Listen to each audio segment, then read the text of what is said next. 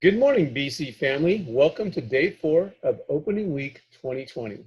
You know, Todd, Darth Vader has been getting a bad rap ever since the Star Wars series was first released.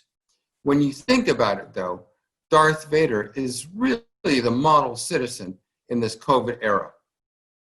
He wears a mask, he doesn't visit his son or daughter, he remains physically and emotionally distant from others, and he follows orders. In my opinion, we should be more like Darth Vader. Back to you, Darth Todd. Manny, I am not your father. Thanks again for joining us for day 4 of opening week. Please remember to be active in the chat. And with that, let's get started with day 4 of opening week.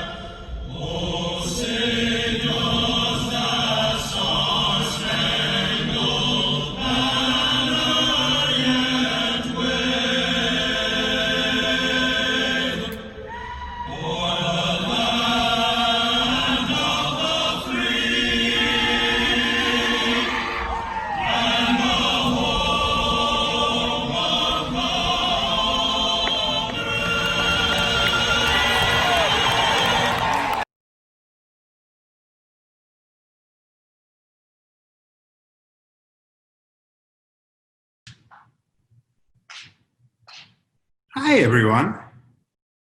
I am so excited it is opening day. It is fantastic. Every year, for the past several years, we have celebrated the beginning of our semester at a coming together of our entire community, a renewal of our energy, our camaraderie, our friendship, and of our way of operating for the next year. I am excited to welcome you to our new year, and I'm excited to share a little bit about what we have been doing over the last several months in planning, in developing ideas and strategies for the upcoming year. We've been in the COVID environment for nearly 6 months. That is a phenomenally long time. Towards the end of February, beginning of March, we started to make plans in the event that we had to go online and in the event that we had to close our campus operations. And that was almost 6 months ago. And during this last 6 months, we have gone through a rather significant change in the way that we have operated and the way that we are communicating and supporting and working with our students. You know, none of our goals have changed. Our goals are still all about enrollment management. Our goals are still about student success, the completion agenda, graduation, and how do we help our students who are coming to campus for the first time and helping them succeed and complete their academic journey with us in a timely and a quick and an efficient manner. We have spent quite some time talking about and developing integrated plans that I'm happy to share with you. There's a fairly lengthy document that all of us in Student Affairs have put together, And we all have different layers, one upon the other, that support and integrate the work that we are all doing as a complete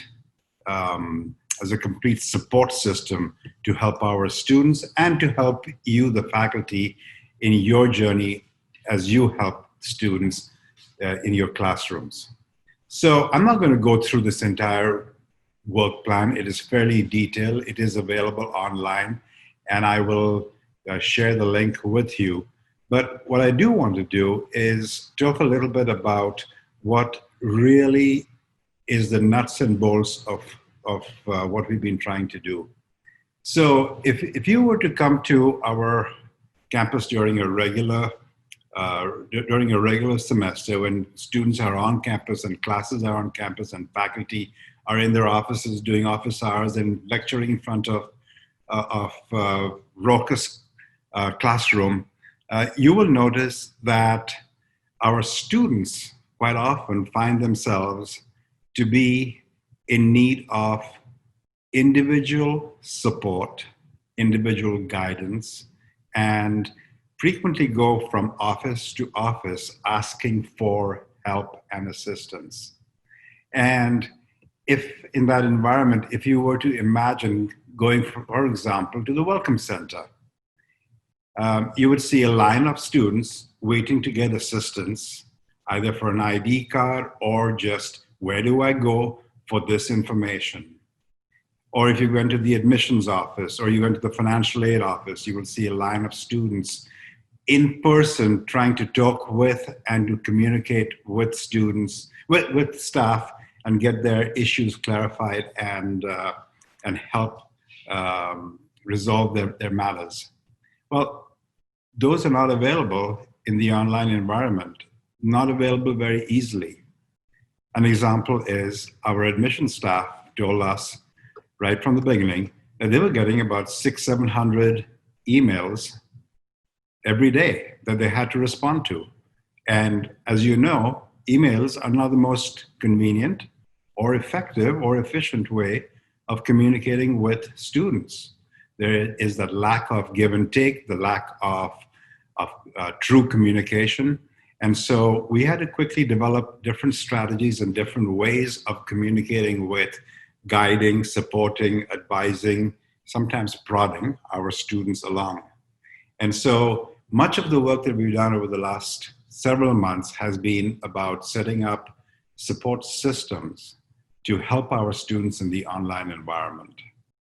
And that has ranged from setting up a laptop program, where in some cases we are leasing laptops to our students. In some cases, we're doing it on the basis of you're borrowing it, but you're going to return it. Or we're also providing laptops to students based upon financial aid. When I say laptops, I'm really referring to a Chromebook. And we've got a really robust Chromebook program where we're expecting over 5,000 of our new freshmen to be receiving Chromebooks as a part of the financial aid package. So setting up those systems has been a big part of the planning, the work that we're doing. I've got to tell you, I take my hats off to Nikki Damania in student life, to Jennifer Achen in financial aid, and to Todd Costin, because the three of them have come together and they've made this program work for our students. And it is something that is significant and is going to help our students in the long run. But other than that, communicating with our students just by email, as I was mentioning, that's not good enough. So we set up a virtual front desk, a virtual information desk, just like you see in the background behind me. And that is what we call the Student Information Desk. If you go to the front page of the Bakersfield College website, you will see a slider that says Student Information Desk. It is really a Zoom breakout session with a bunch of different breakout rooms where advisors, student guides, assistants, ambassadors, financial aid technicians, admissions technicians, they are all available in those breakout rooms to be able to help answer any questions that may come up. So typically a student goes into the into the information desk, and they're then guided to a breakout room. And from the breakout room, they get guidance and they get help and they get advice in terms of whatever transaction that they need to get resolved or taken care of. But that's just one piece of the type of work that we're doing. Student Life, for example, has continued operating their pantry right through the entire summer, and they've done a fantastic job of supporting our needy students several times a week, in fact. And it's just been absolutely wonderful to see us transition all of our services and operation from the face-to-face medium to the online medium. We're all here to help you. We are all here to support faculty and our students. Please let us know how we can do better. Please let us know what you need from us. We are learning just as everybody else is learning, and we're hoping that we can continue this journey and continue to be the best community college in California. We are BC.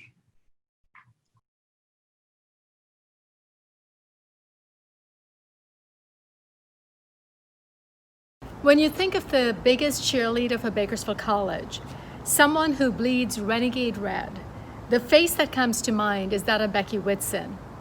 I have known Becky for a long time, since my faculty days at BC. I've come to enjoy seeing her every year at graduation, when she welcomes every graduate to move from student status to the prestigious status of being an alum of the greatest college in the nation. Her enthusiasm and love for BC shines through in our colossal Memorial Stadium, where family, friends, and loved ones of the graduates pack the stands. Becky, you must know so many of the treasured stories of BC, the excellence, the competitiveness in the stadium, and on our athletic fields. Tell us. Thank you, Sonia. You're so kind. Yes, BC is a place of time-honored traditions, a place where friends and memories are made, and for me, a place where dreams come true. My first dream was just to attend BC and graduate. It was an honor to serve as the ASB Secretary for ASB President Vernon Valenzuela, as well as be a BC cheerleader. Then what a great honor then to come back and teach at this great institution, as well as receive a very prestigious leadership award, which is nominated by one's own colleagues. I continue to serve as the BC Alumni Association president and have now for over 25 years. Memories and dreams happen here. There is so much fun, pride, and nostalgia there, Becky. And I know you met with Alex Dominguez recently about bringing back the past BC SGA presidents together to start developing a strategy to bring graduates back to BC, reconnected with your college. You see, the BC president and the BC SGA president share a unique relationship. I know I can, for example, recite the names of the presidents for every year that I have been the proud president of Bakersfield College.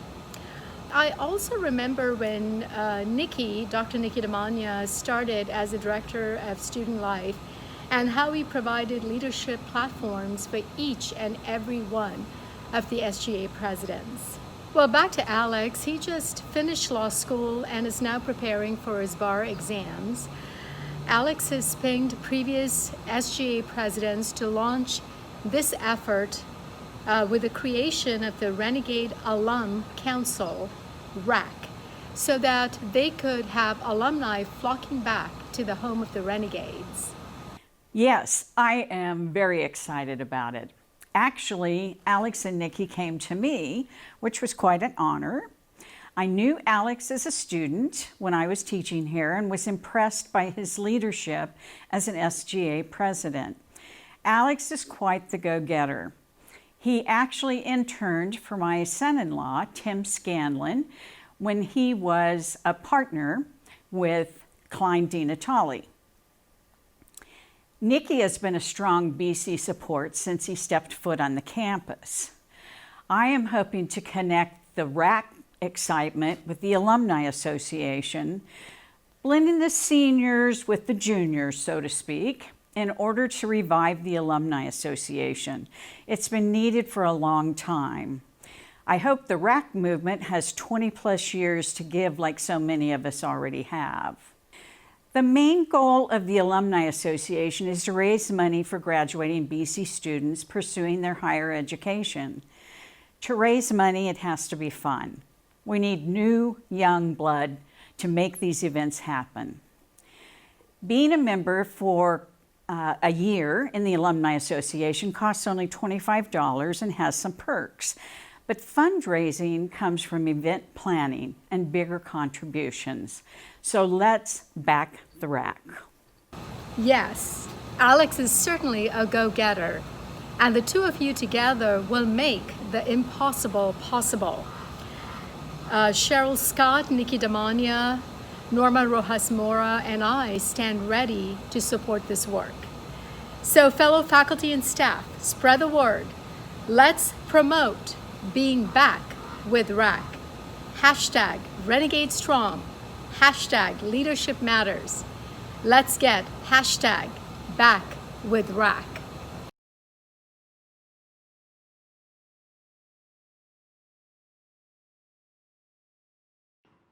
We are BC.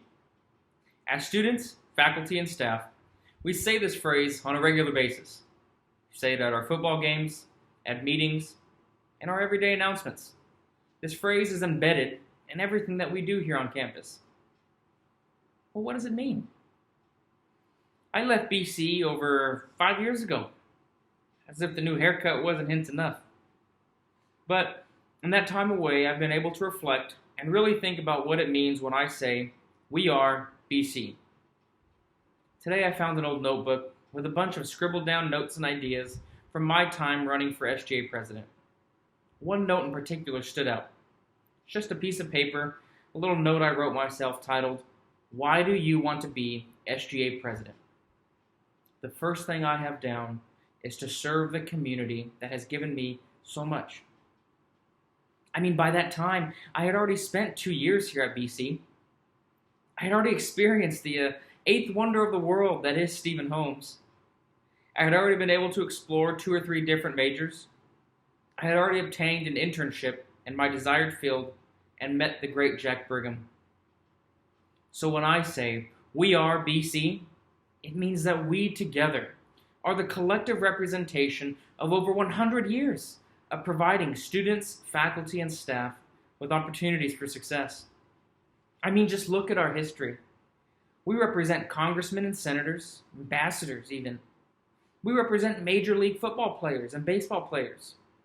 We represent teachers and nurses, welders and electricians, doctors and lawyers. We are the heartbeat of our community. And it is because of this that when I graduated from Ole Miss Law and returned to Bakersfield, the first thing on my list was to reconnect with this campus. And with that today, we are excited to announce the creation of the Renegade Alumni Council. The Renegade Alumni Council will work hand in hand with the foundation.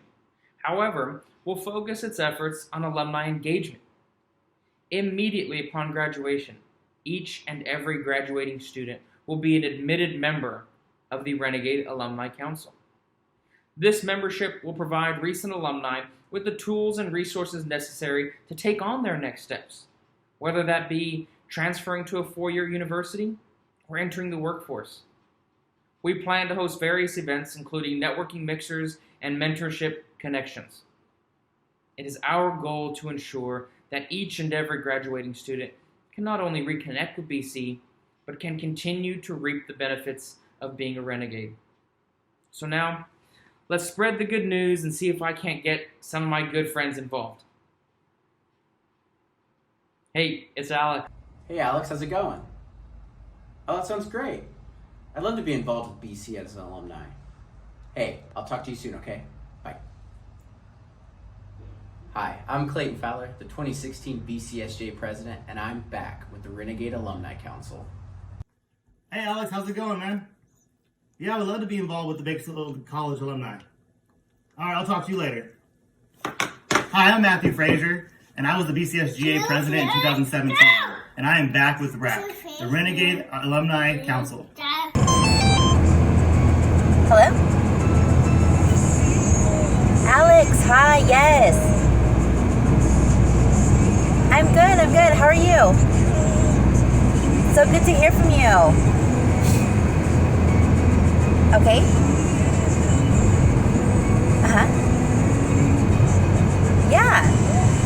Yeah, I'd love to be a part of BC as an alumni. All right. Okay, thank you so much. Bye. Hey guys, I'm Desi Von Manos, and I'm your 2018 BCSGA president. Just wanted to let you guys know that I'm back with RAC, the Renegade Alumni Council. Hi, Alex. It's great to hear from you. What's going on? Oh, that sounds amazing. I would love to help out BC as an alumni. Yeah, that sounds great. I'll talk to you later. Bye. Hi, I'm Ashley Harp, and I am your BCSGA president from 2018 to 2019, and I am back with RAC, the Renegade Alumni Council.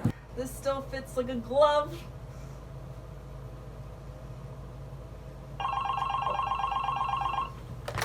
Hello? Oh, hey, Alex. No, I'm not busy at all. Just, trying on an old shirt. Seeing if it still fits. Yeah. Yeah, that's so cool. I would love to help out with BC as an alumni. Yeah, most definitely. I'm so excited. Okay, we can talk later about it. Okay, bye. Hi, I'm Samantha Gonzalez-Polito, the BCSGA president of 2020, and I'm back with RAC, the Renegade Alumni Council. Well, looks like all hands are on deck. While we are eager and ready to work, we won't be able to accomplish this goal alone. We need you. Our success is directly tied to your support. Therefore, we are excited to extend an invitation to all current and former faculty and staff to join our newly formed Renegade Alumni Council. With your leadership and guidance, you will be able to continue to benefit the lives of our former students for years to come. I'm very excited to embark on this new adventure with my fellow SGA presidents, my fellow alumni, and each and every one of you. Together, we will endeavor to ensure that we are BC, today, tomorrow, and for each day to come.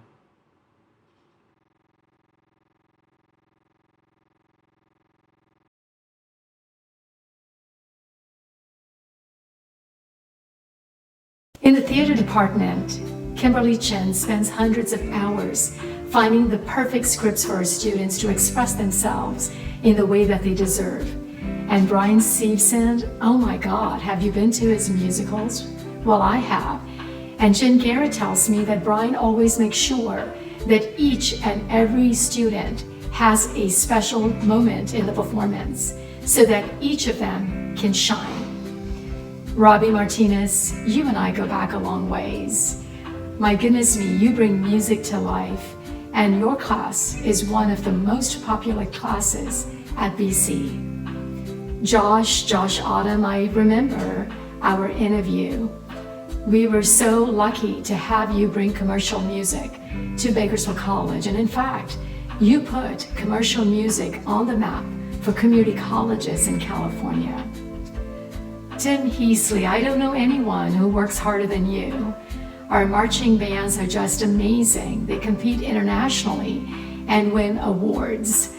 The time and attention to detail to move all that large musical equipment across the United States. Thank you. Chris Tyner, oh my goodness. You're one of the most talented individuals that I know, and the best jazz musician that I know, and such a humble human being. I'm so happy that you are at Bakersfield College. BC Jazz is known because of you. Jen Garrett, the heavens were smiling on BC when you arrived. Your warmth, You inspire students, you inspire the whole department, the whole college, and the whole community. Taking our students to Rome and to the Sydney Opera House. John Gearhold, well, you and I have been faculty together for a long time. You're a friend and a colleague. Your voice starts our celebration of commencement with the national anthem, our Bakersfield College tradition. In my formative years as a young faculty member, it is you who made me realize and truly understand the power of music and the performing arts, not just in building the creativity, the critical thinking, and communication skills for our students, but also that music is a language that builds humanity, generosity, and unity. Colleagues, BC's fabulous performing arts faculty, staff, and students, thank you for bringing joy and inspiration to our lives.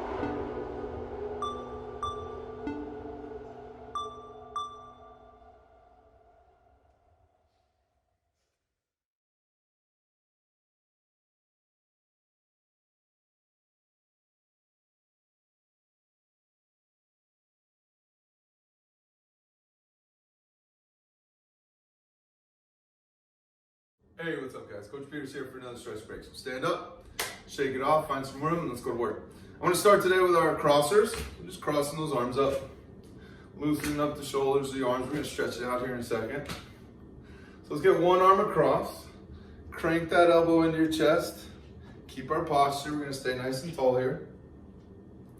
Let's take that hand up and over now. We're going to reach our fingertips down our back. Pull that elbow back, maintain your posture. Do not roll forward, but stay tall. Very nice, shake it out. Let's go left arm now, over and across. Crank that guy in. Let's go up high now. Don't have to hold it forever. Find a nice spot that feels good. Big deep press.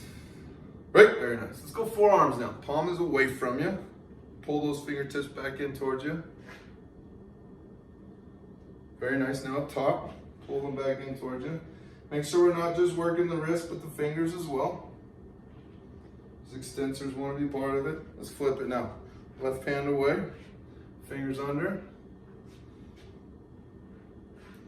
Flip it up top. Very nice. Let's get our legs real quick.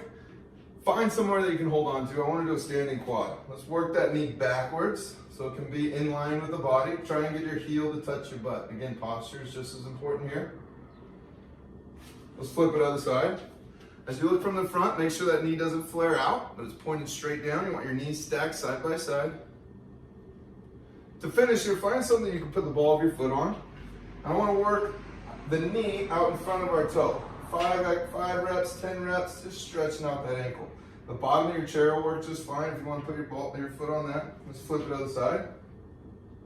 Driving that knee forward. You can work your knee out, inward, wherever you like. Find a good stretch.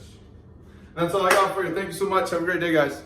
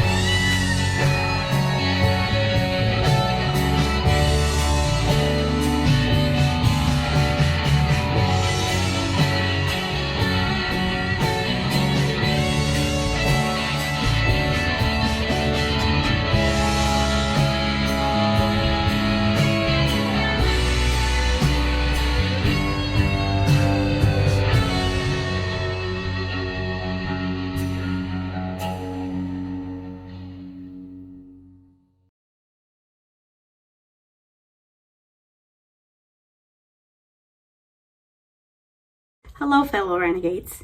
Thank you for giving me the opportunity to speak with you today about the Bakersfield College Faculty Diversification Fellowship Program. The conversation around this program started in early 2019.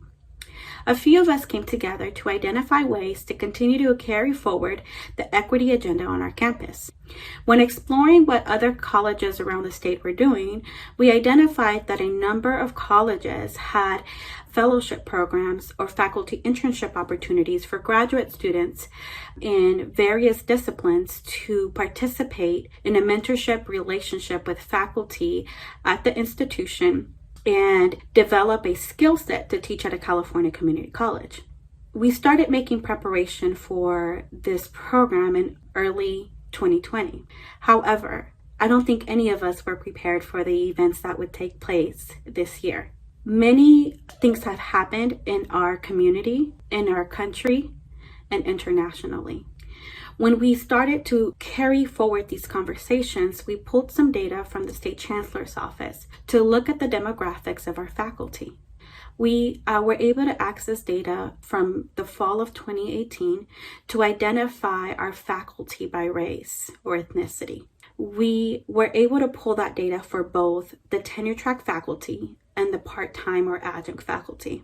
What we found was that there is an overrepresentation of faculty that identify as non-Hispanic white, and yet over 50% of our student population identify as Hispanic or Latinx. So in looking at those data, we realized that not only are our faculty demographics not representative of our student population, they're not representative of the demographics of our community.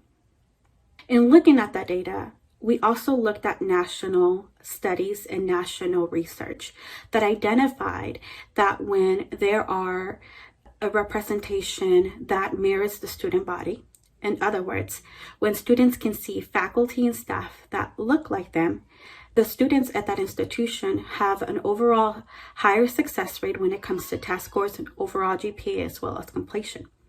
Many of the research identified that students in institutions where there is no representation or not enough representation of faculty of color, they often feel like they're coming into the institution and experience the imposter syndrome, meaning that they don't feel like they have a place of belonging within the school.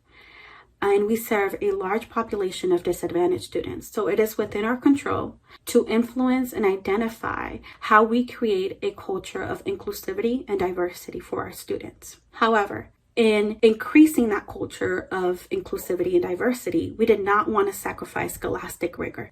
So we partnered with some graduate institutions to identify students, graduate students, that would be exemplar candidates for this position. Those institutions include UCLA, UC Merced, and Fresno State. We have candidates that have earned PhDs or are close to finishing their programs in physics, chemistry, and geology. So bringing those candidates in and partnering them with some of our BC faculty allow them not only to learn the skill set that is necessary to successfully engage and teach students in a California community college, but students that are from diverse backgrounds, like many of our students here at Bakersfield College. Another important factor of this program was to generate culture of inclusivity for faculty of color. A lot of the research that we reference in the creation of this program identified that many of the faculty and staff of color often feel disenfranchised when they start at institutions of higher learning, because although they are managed to navigate the application, interview, and onboarding process, once they start at the institution, there is not a lot of support to help them to engage and develop a network. So that's where the mentorship component comes in not only helping these candidates develop pedagogy and a skill set to engage with their students, but also setting them up for success so that they also develop a sense of belonging with the institution and have longevity.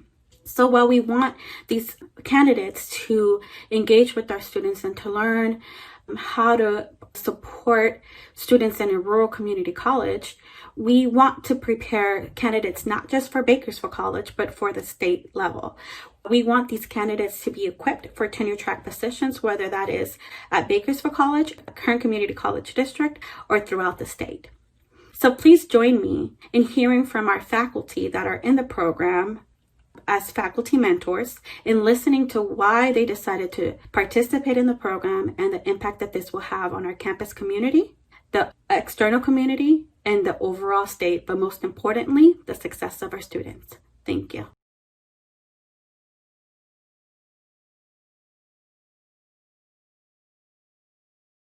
Assume this scenario. You're right out of graduate school and you apply for a teaching position at Bakersfield College. You think it actually went pretty well. You get a phone call several days later from the Dean of Instruction or the Vice President of Bakersfield College, and they say, "Welcome to BC, you're now gonna teach." First thing that crosses your head is, yay. Second thing that crosses your head is, now what? What about a syllabus and textbooks and laboratories and rosters, and what do I do next? Well, fortunately, through the Aspire program led by Maria Wright, we now have the opportunity to take full-time professors at Bakersfield College and link them with these incoming faculty, which will provide guidance and mentorship so that when they are ready to apply for full-time teaching positions, not only at Bakersfield College, but all up and down the state, they too will be extremely competitive. Thank you, Maria. Thank you, Aspire program.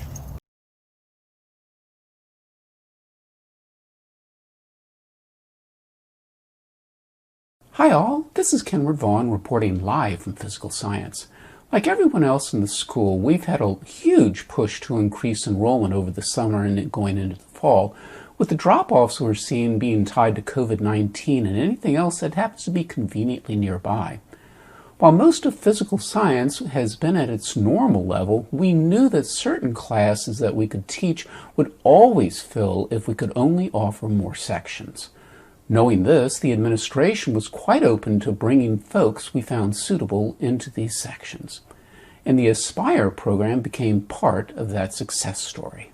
The Aspire program aims at giving underrepresented folks in graduate school a chance to explore community college teaching as a career. Mentors will serve as their guides, with the experience they have being offered to the budding instructors. We now have 2 people who applied through this program. One is a fellow at UC Merced named Jose Alvarenga.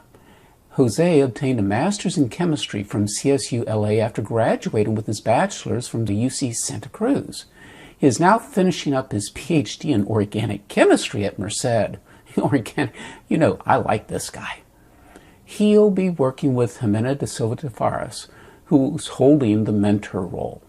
They are teaching the first semester of organic chemistry, which, of course, is a favorite.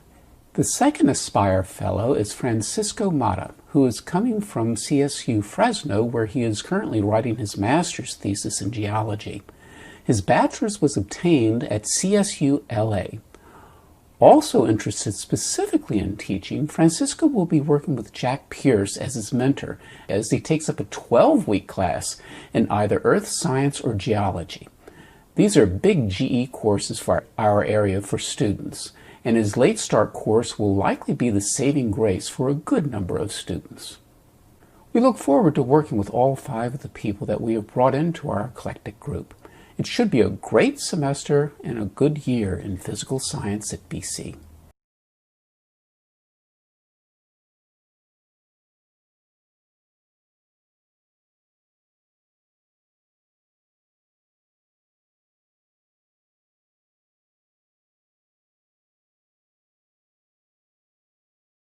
Hi, my name is Amalia Calderon, and I am the Interim HR Manager for the Bakersfield College campus. 2020 has brought a lot of challenges and changes to us all. More than ever, these are the times we must come together to discuss how we can improve and innovate ourselves as educators, managers, and support staff. This academic year, HR is determined to ensure we are creating a culture of inclusivity for everyone. We would like to encourage you, and we challenge you to be the voice to help build a more diverse workforce. We will be working with the district office on our marketing strategies, and if you have any ideas on how we can improve, let us know. If you have never served on a hiring committee, this is your year. There is no greater feeling than to know you were involved to help make a difference in hiring one of your peers. Don't be afraid to reach out to myself to be a part of that process. And remember, we are the community that helps build a family here at Bakersfield College. Thank you and stay safe.